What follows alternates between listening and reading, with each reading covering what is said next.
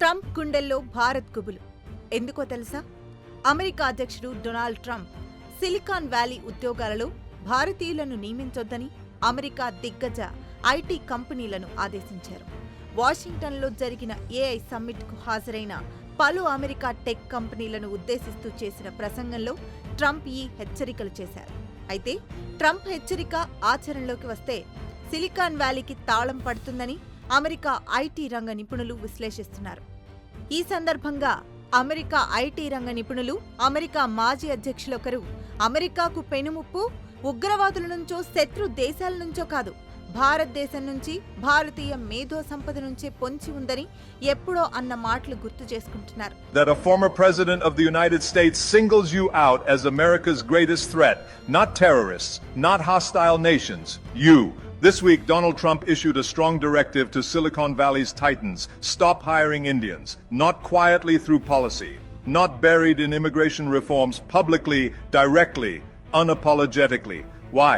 Because the Indian intellect has evolved from being America's secret weapon to becoming its most feared competitor.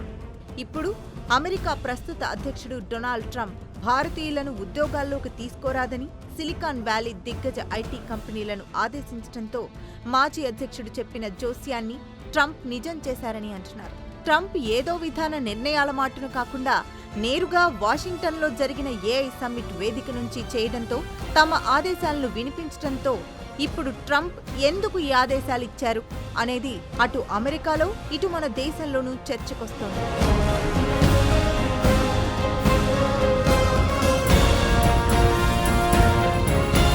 అయితే అందుకు Trump గుండెల్లో పరుగులు తీస్తున్న భారత్ భయం ఒక కారణంగా అమెరికా ఐటీ రంగ నిపుణులు విశ్లేషిస్తున్నారు. ఒకప్పుడు భారత మేధా సంపద అమెరికా అంబుల పొదిలో ఒక రహస్య ఆయుధంగా ఇమిడిపోయింది. కానీ ఇప్పుడు అదే భారతీయ మేధస్సు అమెరికా ఆధిపత్యానికి సవాలు విసురుతోందని అంటున్నారు. అందుకే ట్రంప్ భారతీయులకు చెక్ పెట్టాలని అమెరికా ఐటీ కంపెనీలను ఆదేశించారని అమెరికా ఐటీ నిపుణులు, విశ్లేషకులు అంటున్నారు. నిజానికి ట్రంప్ వాషింగ్టన్ ఏఐ సమ్మిట్ వేదిక నుంచి భారతదేశంపై మేధో యుద్ధాన్ని ప్రకటించారని విశ్లేషకులు భావిస్తున్నారు. అవును, అమెరికా ఐటీ రంగంలో పేరున్న ప్రతి ఒక్కరూ హాజరైన ఏఐ సమ్మిట్ కు భారత సంతతికి చెందిన సుందర్ పిచాయ్, సత్య నాదెళ్ల హాజరు కాకపోవడం చెప్పకనే చాలా చెప్పిందని, ఇక ట్రంప్ అమెరికా కంపెనీలు ఉద్యోగ నియామకాల్లో అమెరికా వారికే ప్రాధాన్యత ఇవ్వాలన్నప్పుడు హాలులో తాండవించిన నిశ్శబ్దం పరిస్థితి తీవ్రతను మరింతగా స్పష్టం చేసిందని అంటున్నారు. Picture this: a packed auditorium in Washington, D.C., the who's who of American technology seated in the front rows. Sundar Pichai's empty chair casting a shadow, Satya Nadella's absence speaking volumes, and there, behind the presidential podium, Donald Trump delivering what can only be described as a declaration of intellectual war. American companies, he declared, his voice cutting through the silence, must prioritize American workers.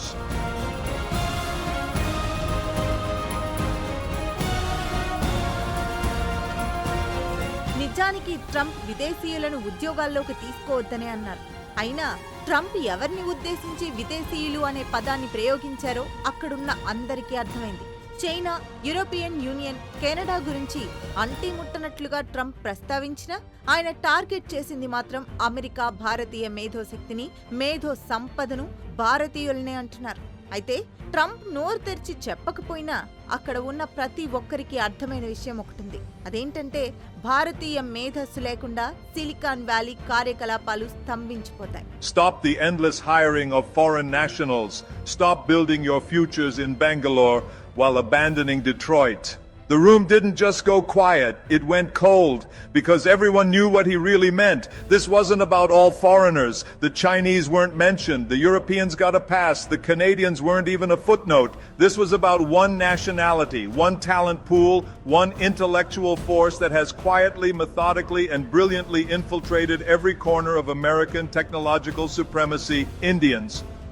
But here's what Trump didn't say, and what every executive in that room knew. Without Indian minds, Silicon Valley doesn't just slow down, it stops. Without Indian innovation, American tech companies don't just lose their competitive edge, they lose their identity. Without Indian leadership, the companies that define American technological dominance cease to exist as we know them. So let's decode the real message behind Trump's ultimatum. This isn't America first. This is America afraid.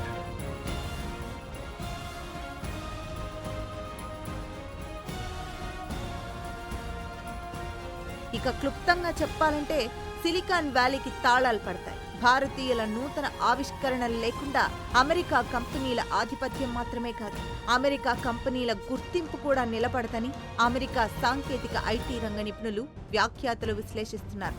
అయితే silicon వ్యాలీలో ఎన్నో దేశాల వారున్నా Trump భారతదేశాన్ని, భారతీయులను మాత్రమే ఎందుకు target చేస్తున్నారు?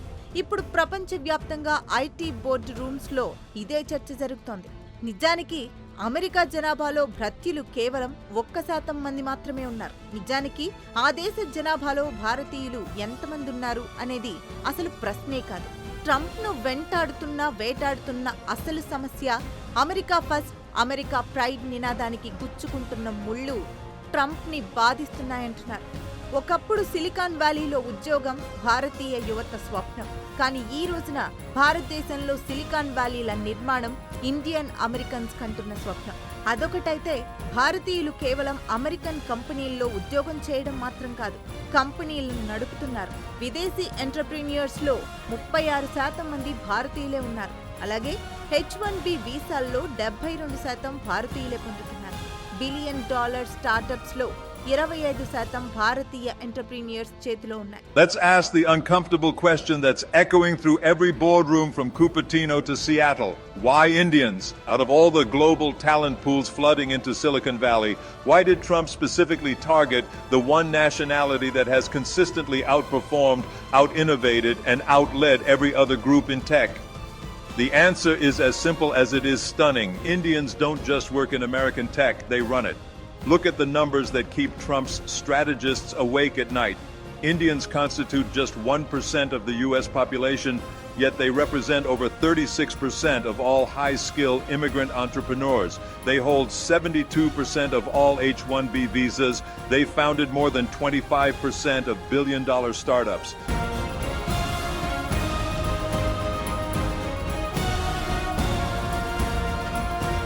ఇంతేకాదు, America దిగ్గజ కంపెనీల సీఈఓల జాబితా తిరగేస్తే మొత్తం మీద $2.5 ట్రిలియన్ విలువైన కంపెనీలకు భారతీయులు సీఈఓలుగా ఉన్నారు.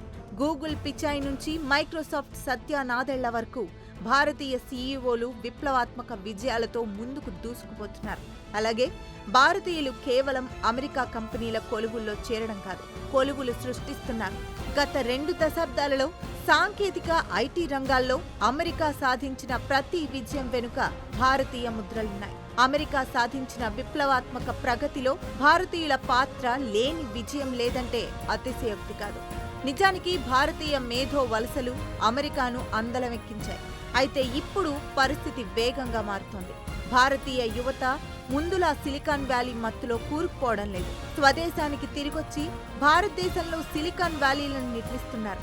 బెంగళూరు ఆసియా టెక్ రాజధానిగా ఎదిగింది. హైదరాబాద్ స్టార్టప్స్ కు ఆస్టిన్ గా మారింది. Pune artificial intelligence research hub గా రూపుదిద్దుకుంది. భారతదేశంలో సాంకేతిక విజ్ఞానం ముందెన్నడూ లేనంతగా సామాన్యుల చేతికి చేరింది. డిజిటల్ సేవలు ఇంటింటికి చేరాయి. ఒక్క మాటలో చెప్పాలంటే అమెరికా సాంకేతిక ఆధిపత్యానికి భారతదేశం ఇంటా బయట సవాలుగా మారింది. అందుకే ట్రంప్ భారతదేశాన్ని టార్గెట్ చేశారని అమెరికా ఐటీ రంగ ప్రముఖులు విశ్లేషిస్తున్నారు. But here's the statistic that truly terrifies the America First movement. Indians now occupy CEO positions at companies worth a combined $2.5 trillion. That's not diversity hiring, that's intellectual domination. From Google's Sundar Pichai revolutionizing search and AI, to Microsoft's Satya Nadella transforming cloud computing, from Adobe's Shantanu Narayan redefining creative software, to Twitter's Parag Agrawal steering social media evolution, Indian minds aren't just participating in America's tech revolution, they're leading it. But Trump sees something else, something that chills him to the core. These Indian leaders aren't just successful employees who worked their way up. They're visionaries who fundamentally altered the trajectory of American innovation. Under their leadership, these companies haven't just grown, they've transcended their American origins to become truly global forces. And that's the real threat, because when you can no longer control the minds that drive your most valuable companies, you've lost more than economic leverage, you've lost technological sovereignty. Let's not dance around this. When Trump tells Google and Microsoft to stop hiring Indians, he's not talking about immigration policy, he's talking about intellectual nationalism. He's not protecting American jobs, he's protecting American ego. Because here's what decades of data reveal. Indian professionals don't just fill positions in American companies, they elevate them. Every major technological breakthrough of the past 2 decades, from the algorithms powering Google search to the infrastructure enabling Microsoft's cloud dominance, has Indian fingerprints all over it.